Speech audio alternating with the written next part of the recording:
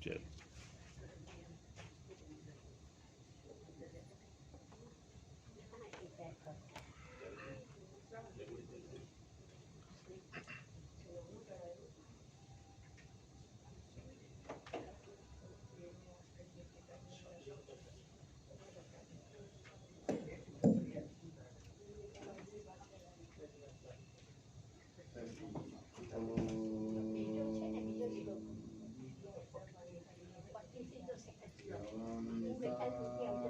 विश्वमवाच मिमां प्रसोक्तां सञ्जीवयत्तखिल शक्तिधरा स्वधाम्ना अन्यांश्च हस्तचरण श्रवणत्वगादीन् प्राणान्नमो भगवते पुरुषाय तुभ्यं प्राणान्नमो भगवते पुरुषाय तुभ्यम्। ओम शांति शांति शांति। हरि ओम। हम लोग स्वाध्याय के क्रम में वाजसेनी शाखा अंतर्गत बृहदारण्यकोपनिषद के प्रथम अध्याय के प्रथम ब्राह्मण के द्वितीय मंत्र पे विचार कर रहे हैं। विचार करते हुए प्रतिपादन किया या विषय जो मैंने उपस्थित हुआ है अश्वमेध यज्ञ संबंधी। जो अश्व, वह जब अश्व यज्ञ कर्म के लिए लाया जाता है उस समय अश्व के सामने दो पात्र है, अर्थात अश्व के पास आगे जो सुवर्णमय पात्र है और पीछे की तरफ वह रजतमय पात्र है।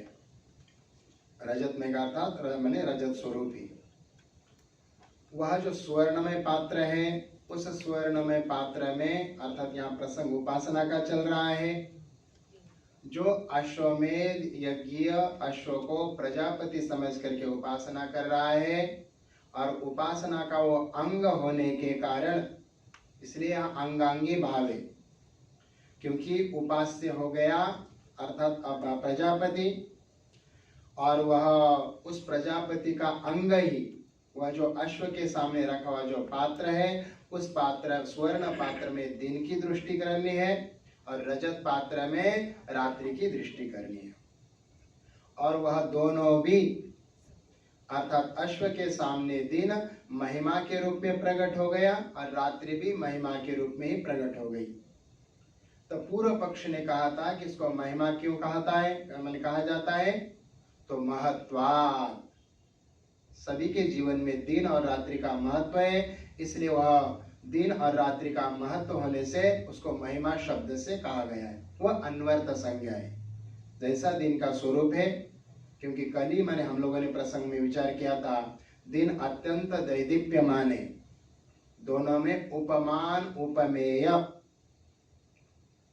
अर्थात जिसको उपमा दी जाती है तो वो हो गया, मान लीजिए उपमेय।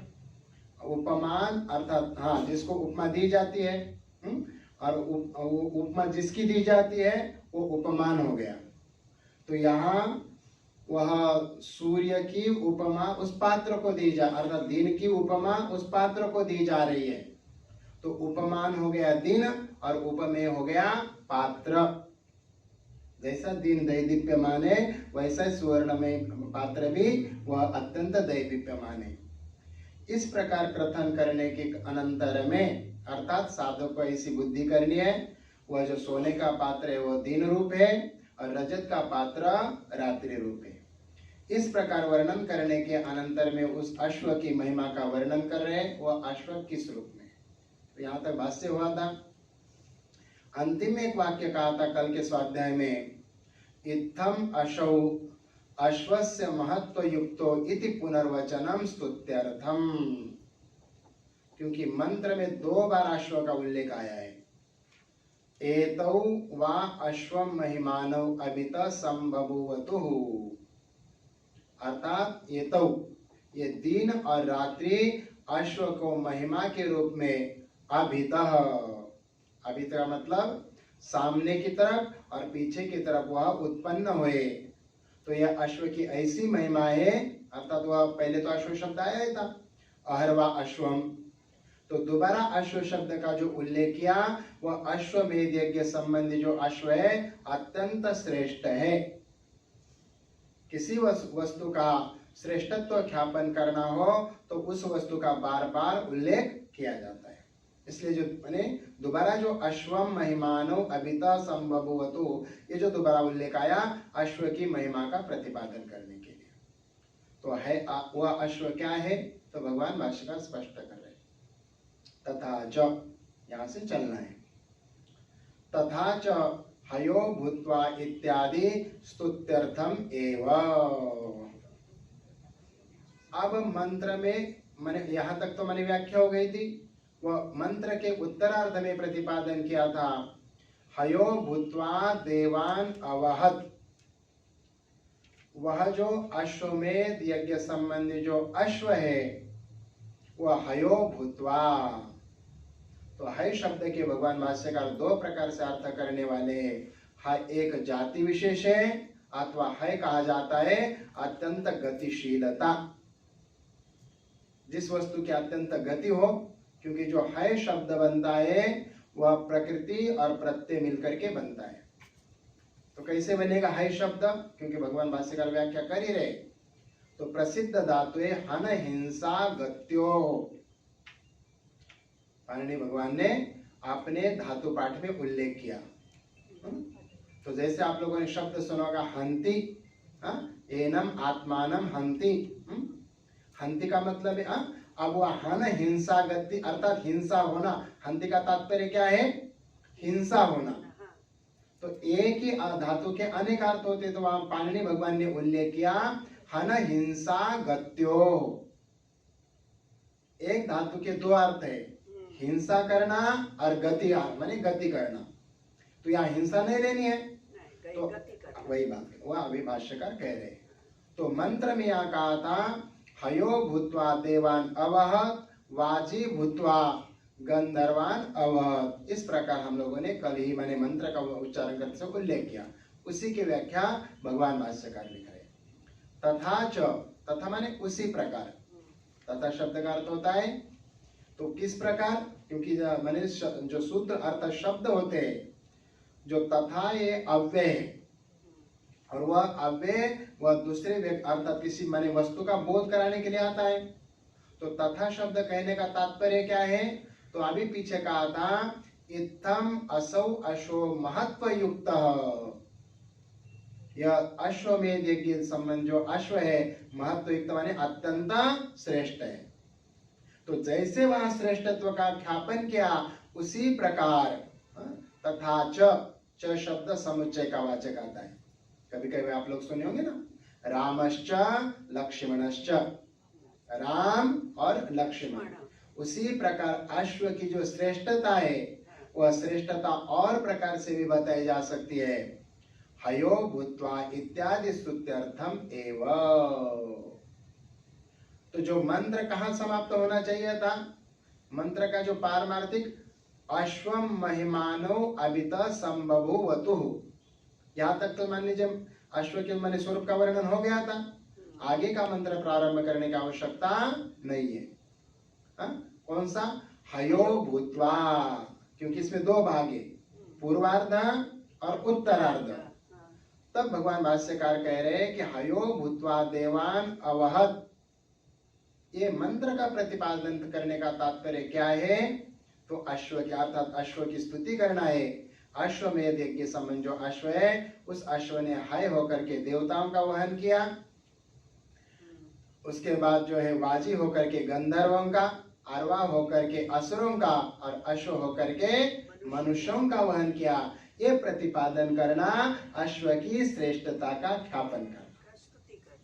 स्पष्ट हो गया, स्तुति माने वह अश्वमेध अत्यंत उत्कृष्ट है, वह हाय होकर के देवतादियों का वहन कर रहा है।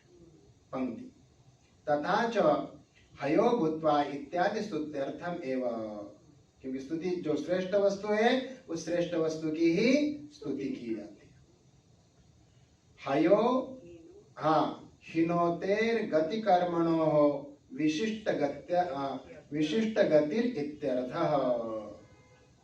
तब किसी पूर्व पक्षी ने पूछा इसको हाय क्यों कहा जाता है, जो देवताओं का वहन कर रहे हैं। तो भगवान भाष्यकार लिख रहे हिनोतेर, हन हिंसा गत्यो धातु है, वह तनादि गण की है, तो वहां हन का नकार अर्थात हिनोते, तो जो अत्यंत गति करने वाला है, वह जो गति करने वाला है उसको है शब्द से, इसलिए दो अर्थ बताए, हन हिंसा गत्यो, तो जो गति रूपता है वही भगवान भाष्यकार लिख रहे हिनोतेर गति कर्मणो, माने हन धातु जो है वह इसका हिन रूप बन गया, वह अत्यंत गति कर्म वाला होने के कारण विशिष्ट गतिर इत्यर्थ, वह हिनोते का अर्थ हो गया जिसके अत्यंत, अर्थात वो देवताओं का वाहन है, अर्थात अश्व देवताओं को वहन कर रहा है, तो विशिष्ट गति वाला है या नहीं है, तो विशिष्ट गतिर इत्यर्थ। अथवा अर्थात देखो भाई क्या होता है, कुछ शब्द जो है एक समुदाय में माने पठित हो, क्योंकि संस्कृत के शब्दों को माने धातु नाम प्रसिद्ध वचन है, धातु नाम अनेकार्थकत्वात्, धातुओं के अनेक अर्थ होते हैं। अब वहां 4 शब्द आए हैं, हय, यहाँ मंत्र में हय, वाजी, अरवा और अश्व, ठीक है। तो यहाँ शब्द 2 प्रकार, अर्थात हय शब्द 2 प्रकार से, अर्थात पहले क्या हिनोतेर गति विशिष्टत्वा, इसको कहते व्युत्पत्ति, प्रकृति प्रत्यय जोड़ करके व्युत्पत्ति, और यहाँ 4 शब्दों का प्रयोग किया, हयः, वाजी, अरवा और अश्व। तो आगे जो 3 है, वाजी, अरवा और अश्व, ये जाति विशेष है। अश्वों की जाति होती है नहीं, सेंधव जैसे मान लीजिए, सेंधव कहते सिंधु देश में उद्भव है, तो पूर्व काल में जब राजा महाराजा, तो अनेक प्रकार की जाति के अश्व होते थे, उसमें अलग अलग माने विलक्षणता होती थी। तो आगे मंत्र में जो है वाजी, अरवा और अश्व शब्द का प्रयोग किया है, ये तीनों प्रकार की जातियां हैं। अब उस प्रसंग में पड़ा हुआ शब्द जो है उसको उत्पत्ति ने लेकर के, गति विशेष ने लेकर के है नामक एक जाति विशेष है, क्योंकि समुदाय में पठित जो शब्द होता है वह समुदाय के अनुसार ही उसका अर्थ किया जाता है, उसकी उत्पत्ति करने की आवश्यकता नहीं है, ये लिखा है जाति विशेषो वा। पहले तो यह व्युत्पत्ति के द्वारा हिनोति थी, हिनोतेर गति कर्मणो विशिष्ट गति इत्यर्थ, इसको कहते व्युत्पत्ति किया, लेकिन व्युत्पत्ति सबका अभिष्ट नहीं है, क्योंकि आगे जाकर के अरवा और वाजी का उल्लेख किया है, तो ये माने असंगत हो जाएगा, इसलिए कहा जाति विशेषो वा। आगे वाले माने जातिवाचक अश्वों के शब्दों को उल्लेख किया, है शब्द भी यहाँ जाति का ही बोधक है। चल रहे, देवान अवहत देवत्वम अगमयत प्रजापतित्वात् देवानाम। तो मूल मंत्र में कहा था हयो भूत्वा देवान अवहत, देवताओं का वहन कर, अर्थात हयो भूत्वा, वह अश्व जो है वह है संज्ञा प्राप्त करके देवताओं का वहन किया। अवहत भूतकाल का प्रयोग है, लुंग लकार अर्थात लंग लकार का अभवत, तब जाकर के कहते हैं मैंने देवताओं का वहन करता मैंने किया, इसका तात्पर्य क्या है, तो अश्वमेध यज्ञ संबंधी जो अश्व है, उस अश्व में हम लोगों ने प्रजापति बुद्धि किया, और प्रजापति तो मान लीजिए विराट स्वरूप है, और सभी देवता तो उसके अंगभूत है, तो प्रजापति ने देवताओं को देवत्व प्राप्त करा दिया। आप लोगों ने 2 प्रकार के देवता सुने होंगे ना, एक कर्मीभूत देवता और स्वयंभू देवता। तो अब वह अश्वमेध के संबंधी जो अश्व है, उस अश्व में हम लोगों ने प्रजापति विराट की माने बुद्धि किया है, और वह विराट ही देवताओं का वहन कर रहा है। तो वहन क्या करे, वह वहन करेगा तो क्या होता है, जैसे यान है, यान ने क्या किया, अपने घर से निकाल करके यहाँ तक हमको पहुंचा दिया। उसी प्रकार जो प्रजापति रूप जो अश्व है, उस अश्व देवताओं का वहन कर रहा है, तो उनमें पहले देव अर्थात देवत्व प्राप्त नहीं था, वो साधनारत है, वो अपना कर्म कर रहे, और वह प्रजापति से संबंधित होकर के उन प्रजा अर्थात मैंने प्रजापति रूप अश्व ने देवता को देवत्व भाव को प्राप्त करा दिया। पहले मैंने वो देवता श्रेष्ठ है ये, लेकिन वह अश्व प्रजापति बन करके देवताओं को देवत्व भाव को प्राप्त करा दिया। जैसे हम लोग यहाँ आते हैं तो अब क्या है, हम लोग माने वह स्वाध्याय रूपी हो गए। स्वाध्याय रूप माने अर्थात वह सत्संग को प्राप्त हो रहे।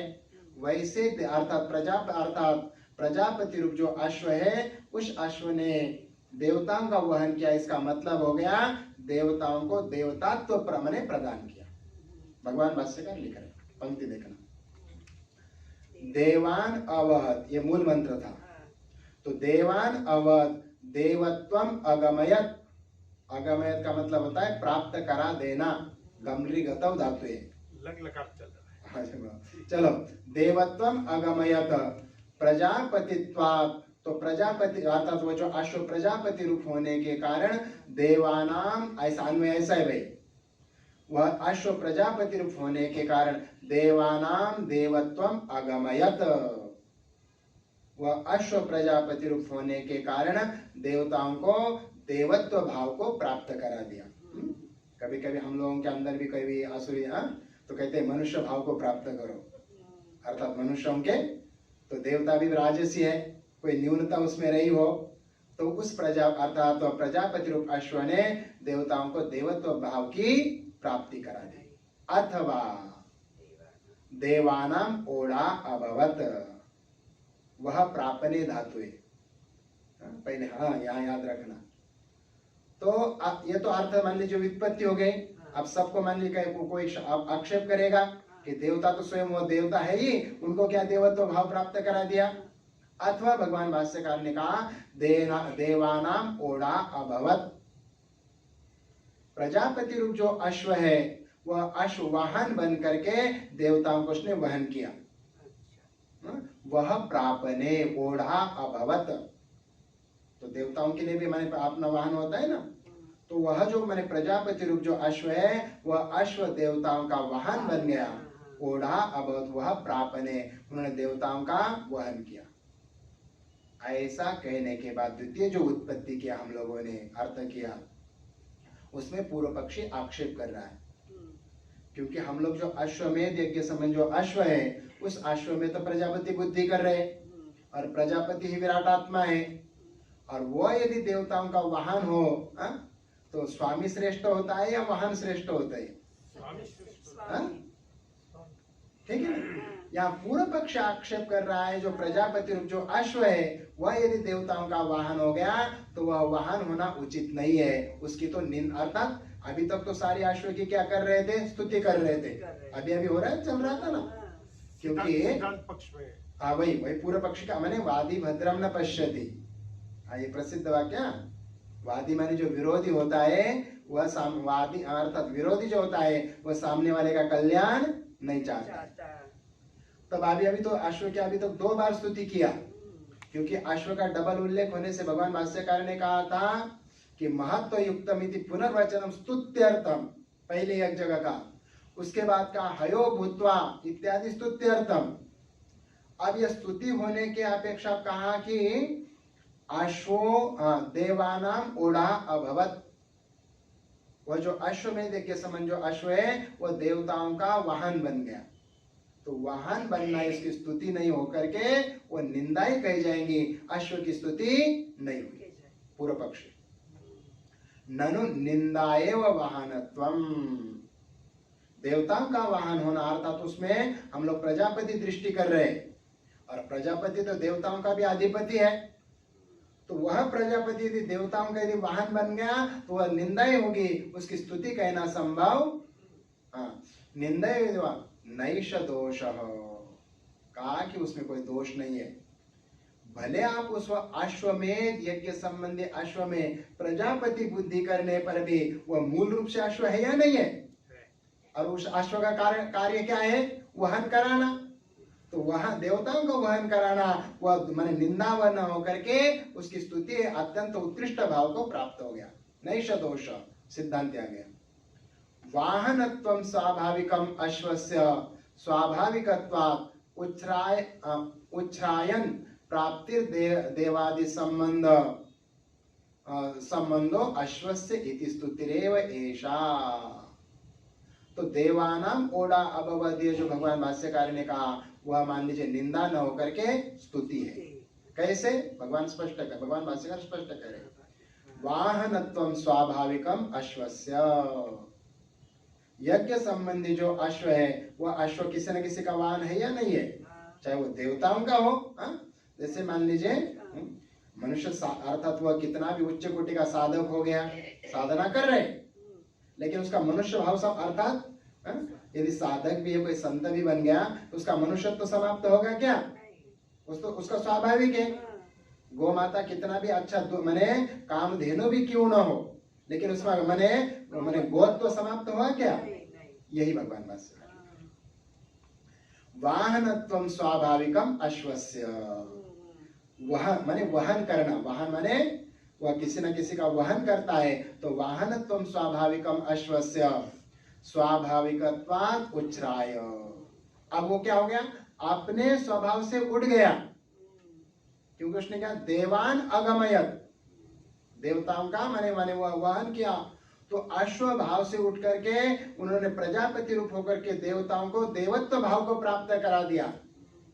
तो मनुष्य को मनुष्य भाव से ऊपर उठ करके देवत्व प्राप्त करना ये माने उत्कृष्ट गति है या अधोगति है? अर्थात मनुष्य भाव समाप्त होकर के मैं देव हो गया, मैं श्रेष्ठ मान लीजिए गंधर्वादि हो गया, अर्थात वह ब्रह्मरूप हो गया। तो वही लिख रहे भगवान भाष्य। तो स्वाभाविकत्वात् उच्छ्राय, आपने स्वाभाविक अश्व रूप से ऊपर उठ करके प्राप्तिर देवादि संबंधो अश्वस्य, उस अश्व की किसके साथ? देवताओं के साथ संबंध होने से देवानाम ओडाभवत, यह अश्व की निंदा न होकर के स्तुति हो गई, वह देव भाव को प्राप्त हो गया।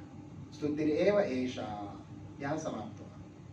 तथा वाज्यादयो जाति विशेषा, तो जैसे हयादि जाति विशेष है उसी प्रकार अवशिष्ट थी वाजी, अरवा और अश्व।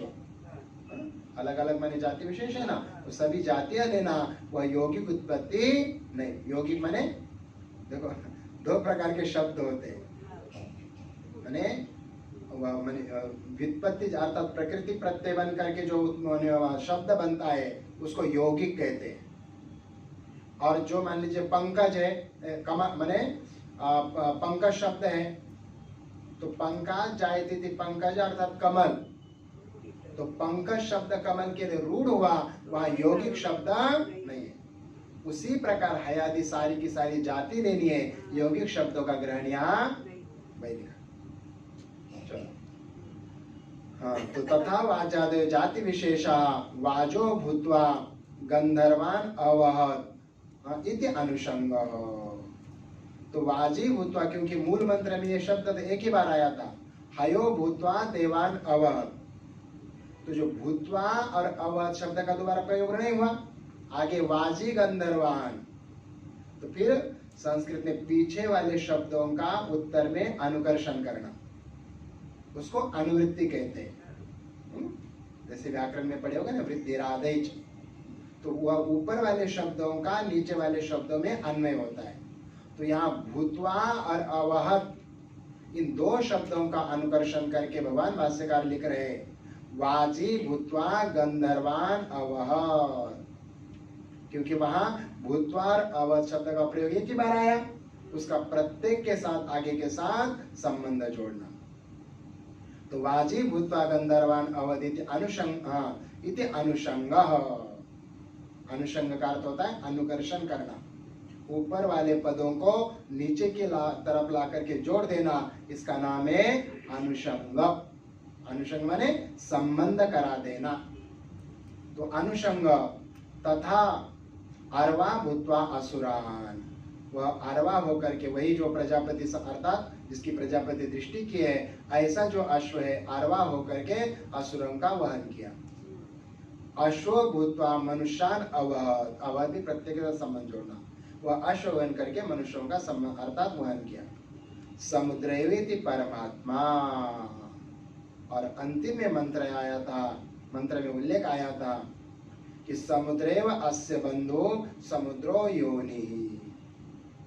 अब यहाँ पुनः अश्वमेध संबंधी जो अश्व है उस अश्व की श्रेष्ठता बतानी है। तो श्रेष्ठता कब होगी? क्योंकि कारण के गुणों से कार्य में विशेषता आती है। यदि कारण यदि श्रेष्ठ है, स्पष्ट हो गया?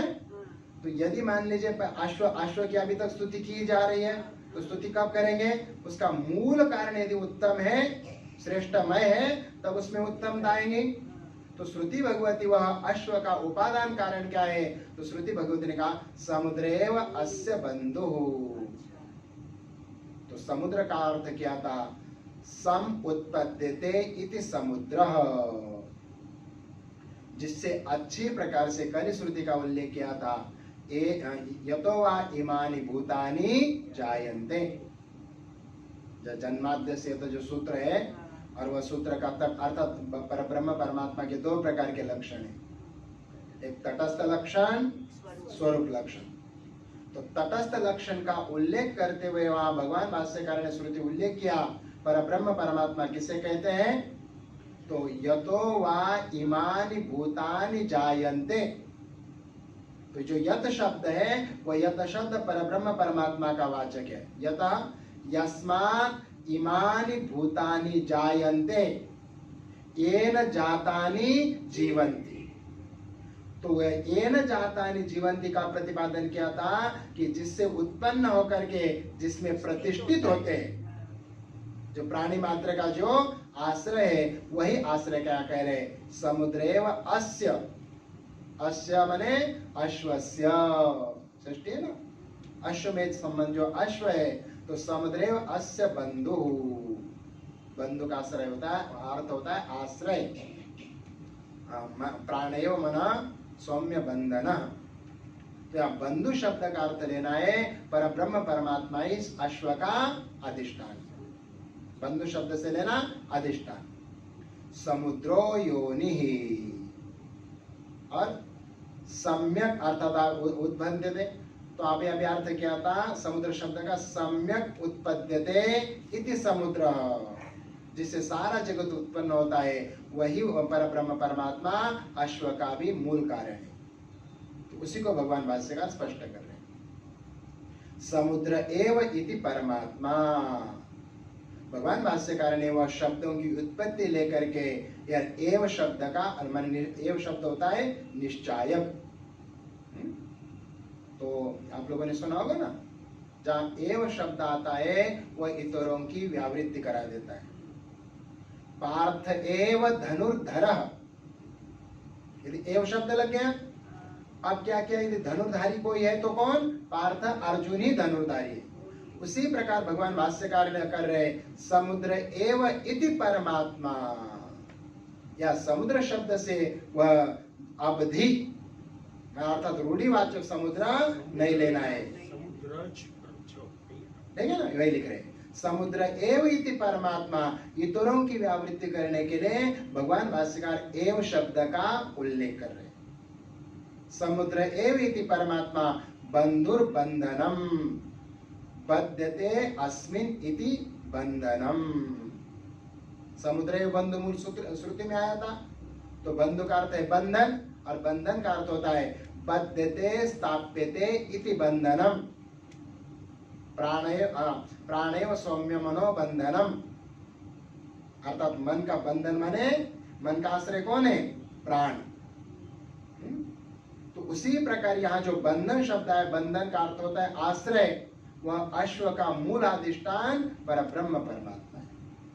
तो वहाँ बंधुर बंधनम बध्यते अस्मिनिति, और सारे प्राणी मात्र, इसलिए यहाँ जिसके पास आनंद गिरी उन्होंने स्पष्ट कर दिया था,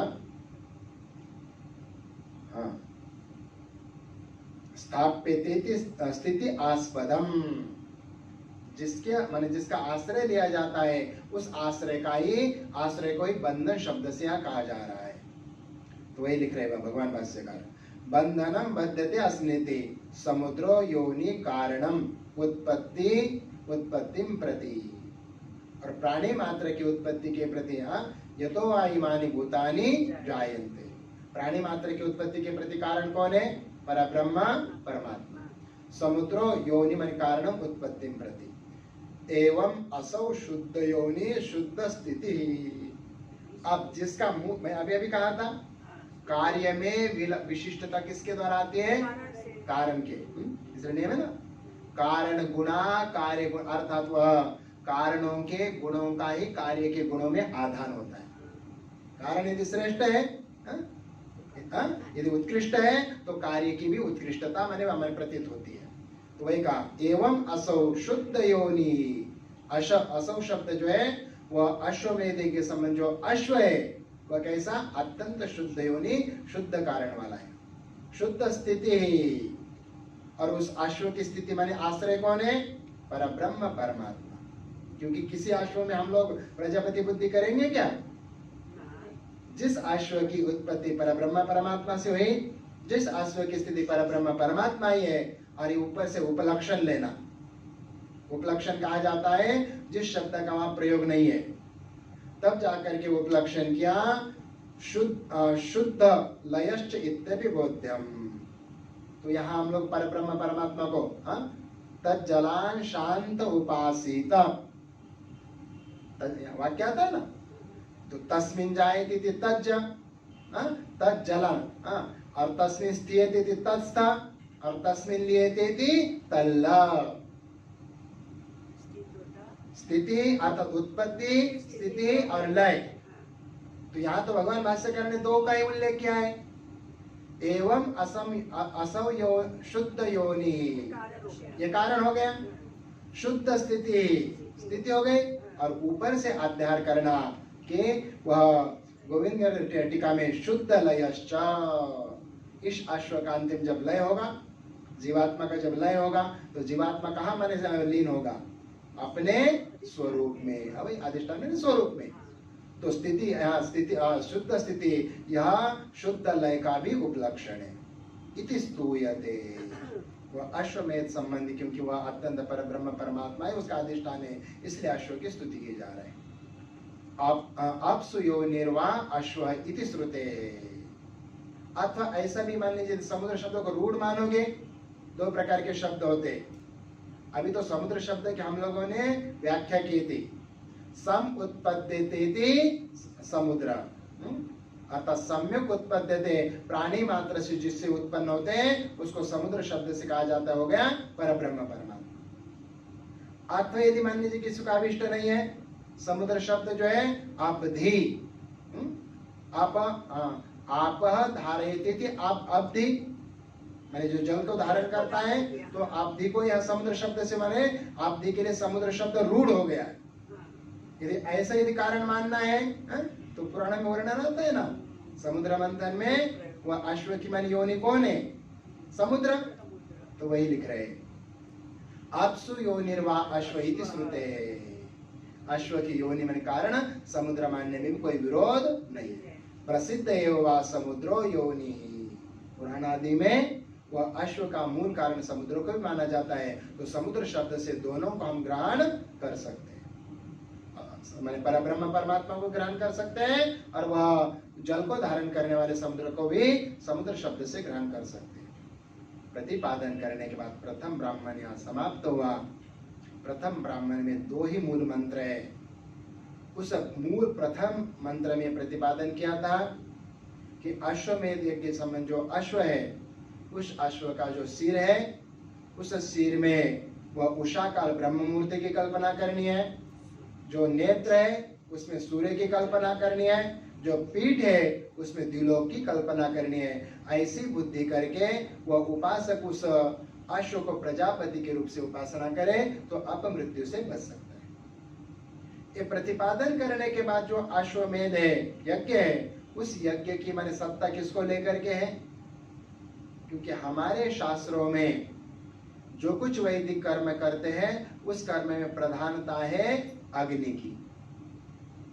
अग्नि संपन्न होगी, अग्नि प्राप्त होगी, तभी अश्वमेध यज्ञ का माने याग संपन्न होगा। तो उस अश्वमेध यज्ञ की अग्नि कैसे उत्पन्न होती है उस विषय में द्वितीय ब्राह्मण माने प्रारंभ हो रहा है। तो पहले ब्राह्मण में अश्वमेध यज्ञ संबंधी अश्व में प्रजापति बुद्धि करनी है, और उस अश्वमेध की जो अग्नि है उसको अग्नि समझ करके उपासना करता है तो दोनों का फल है अपमृत्यु से निवृत्ति। तो द्वितीय ब्राह्मण का प्रथम मंत्र, पहले मंत्र नैवेह किंचनाग्रे आसीत् मृत्युना एव इदम् आवृतम् आसीत् अशनायया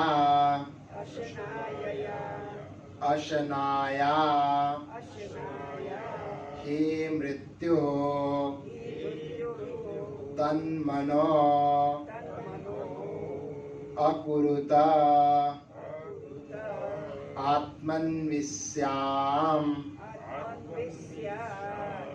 इति सो अर्चन अर्चत तस्या अर्चत आपो अजायन्त अर्चते वैमेकम् अभूत् इति तदेव अर्कस्य अर्कत्वम् कम् हवा अस्मै भवति य एवम् एतद् अर्कस्य अर्कत्वम् वेद। अब श्रुति भगवती यहाँ प्रतिपादन कर रही है अश्वमेध यज्ञ संबंधी अर्थात अश्वमेध यज्ञ के लिए उपकारक जो अग्नि है उस अग्नि की उत्पत्ति कैसे हुई। तो नैव यह का अर्थ होता है यह जगति, ये जो यह शब्द है वह जगत का वाचक है। नैव यह किंचन अग्रे आसीत्, अग्रे का तात्पर्य सृष्टि उत्पत्ते है पूर्वम। अग्रे का मतलब है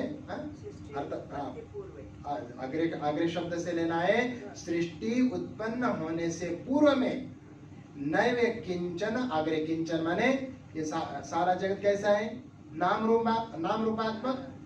जगत का स्वरूप क्या है, नाम और रूप।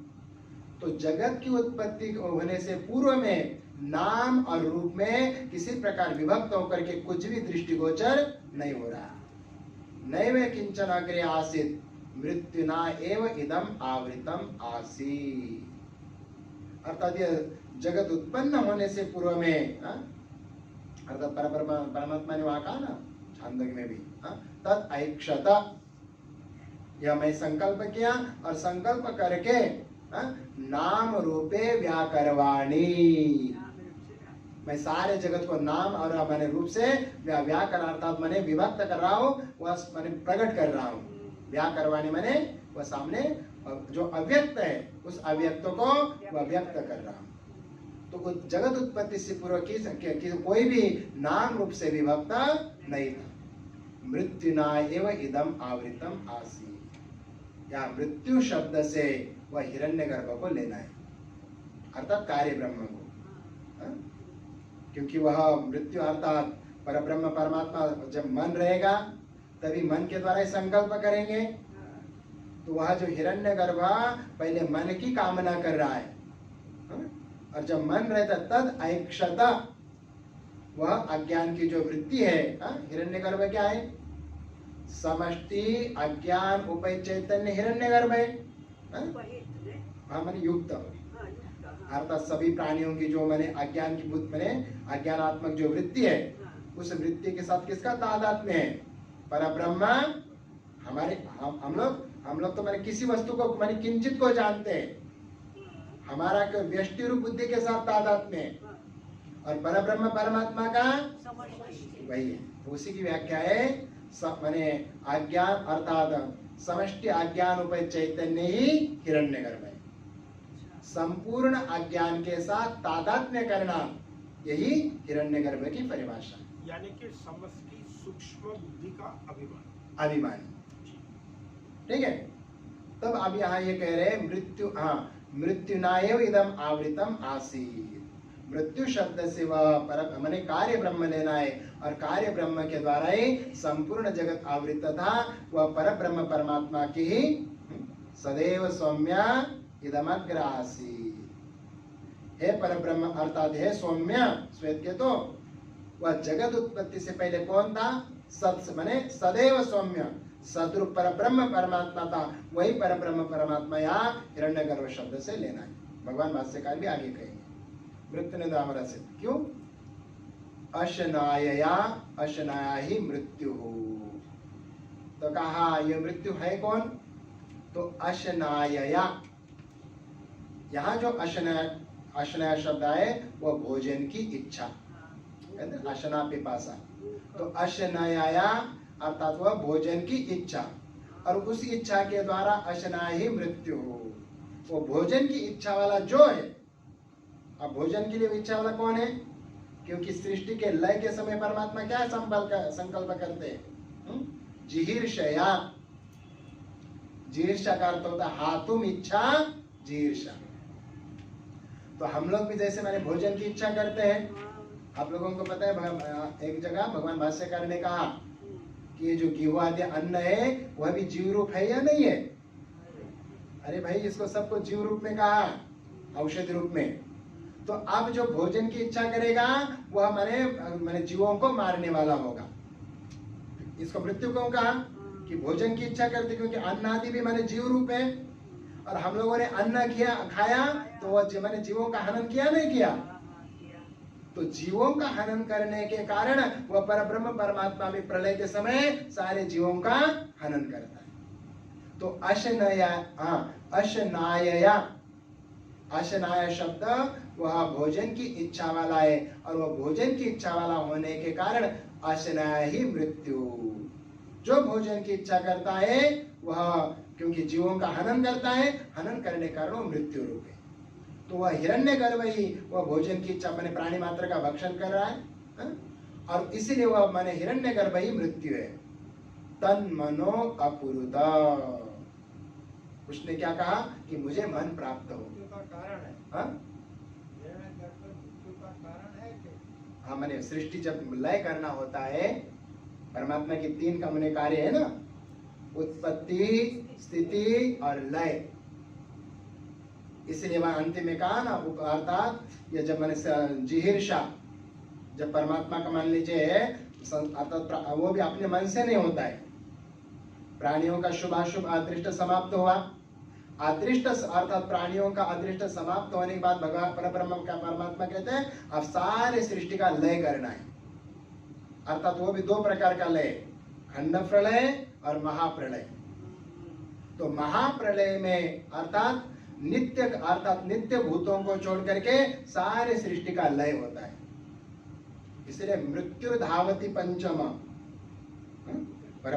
ये परब्रह्म परमात्मा मृत्यु का भी मृत्यु है, अर्थात उसके संकल्प मात्र से सारे सृष्टि का लय होता है। तो यहाँ जो है अशनया, यहाँ तो हिरण्यगर्भ को ही लेना है। वह जो भोजन की इच्छा करता है वह अशनाया, क्योंकि अशनाया ही मृत्यु है। क्यों? क्योंकि हम लोग भोजन की कामना करते हैं, इच्छा करते हैं। तो अन्न खाया तो अन्न भी जीव रूपी है। ये जो माने वह पंचाग्नि विद्या में जब आता है ना, तो वह जल जो है भूमि में आता है। वह जो मैंने पंचाग्नि विद्या का जब वर्णन करते हैं, मैंने द्युलोक होकर के, सोम होकर के, वर्जन्य होकर के, प्रत्येक अर्थात वो जीवात्मा अन्न का आश्रय करके, जो पंचम अग्नि है यौषित, अर्थात वो माता के गर्भ में भी जीव अन्न का आश्रय, अर्थात वहां तो बहुत शास्त्रार्थ किया।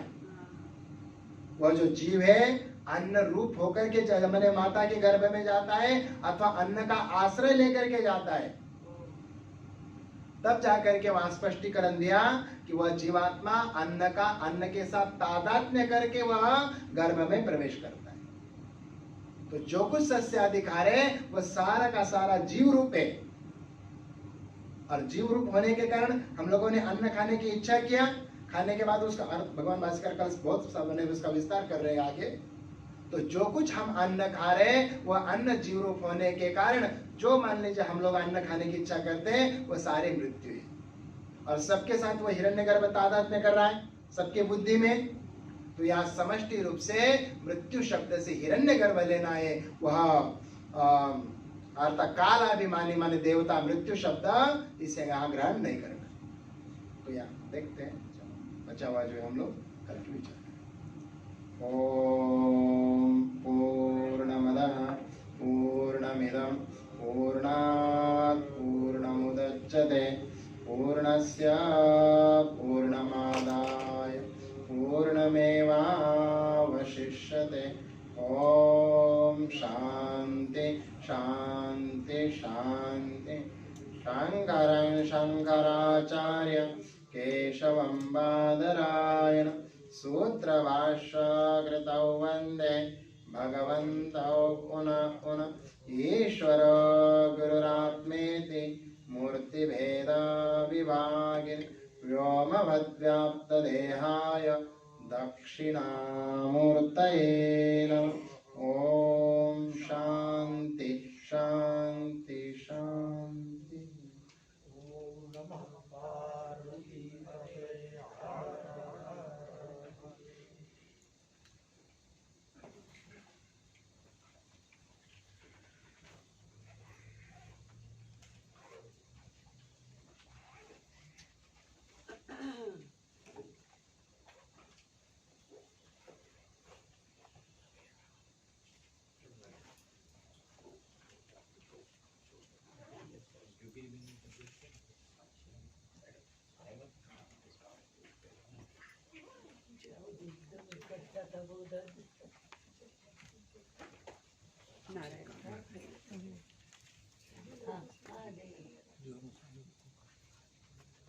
इतना गहरा है ना। नहीं वो शास्त्र उस समय बहुत गहरा है। अभी जैसे मैंने वो आगे जाके मृत्यु शब्द की बहुत भगवान भाष्यकार स्पष्ट व्याख्या करेंगे। बाप रे। और वो जो वहाँ जो कहा था ना वो है नीचे ना। ये जो अन्न भी है जीव रूपी है प्रत्येक। हाँ वही तो। हाँ, इसलिए कुछ महात्मा गौ माता का दूध आदि पहले नहीं लेते थे उसके रूप में, लेकिन ये सब शास्त्रीय मर्यादा थी।